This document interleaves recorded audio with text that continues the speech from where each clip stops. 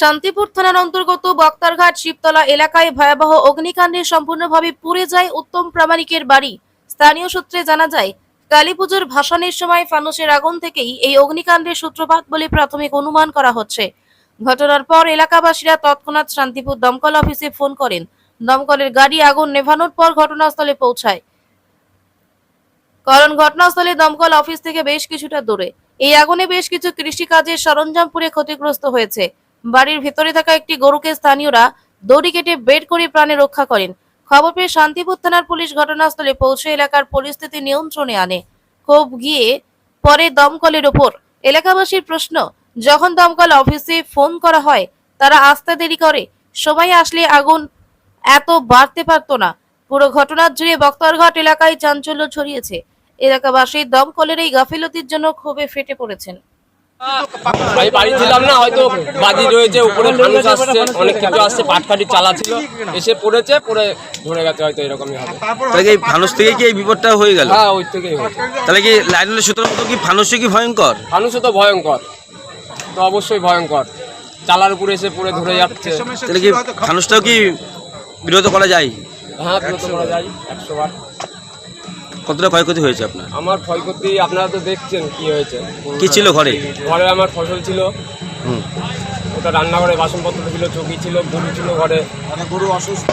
গরু কি উদ্ধার হয়েছে? গরু উদ্ধার হয়েছে, অনেক ফসল নষ্ট হয়েছে? ফসল তো অল্প কিছু নষ্ট হয়েছে। কেমন কি ক্ষয়ক্ষতি হয়েছে আপনার? হয়েছে, এখন এই মুহূর্তে তো আমি ব্যস্ত আছি, বলতে পারছি না। কতক্ষণ আগে আগুন লেগেছিল? আগুন লেগেছে প্রায় 20 মিনিট হতে চললো। দমকল কত পরে এলো? ও 15-16 মিনিট বাদে আগুন নিভে যাওয়ার পরে।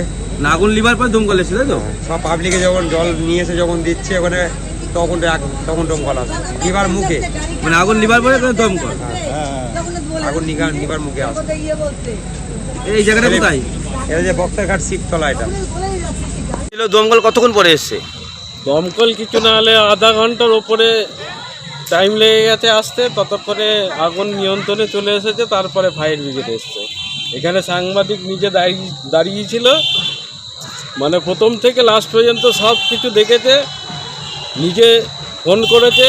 তা সত্ত্বেও এসে ফায়ার ব্রিগেড যিনি অফিসার ছিল, আমাদের জগন্নাথ এলাকারই মানে ছেলে, এলোমেলো কথাও বলেছে তাকে, সেটাও সবাই শুনেছে।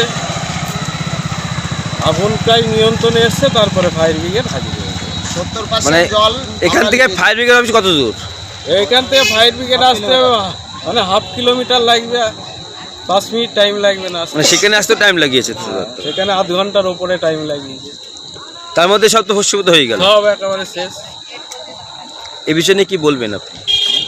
আমরা কার প্রতি ভরসা করবো বলেন? ভরসার তো আমাদের জায়গাই নেই।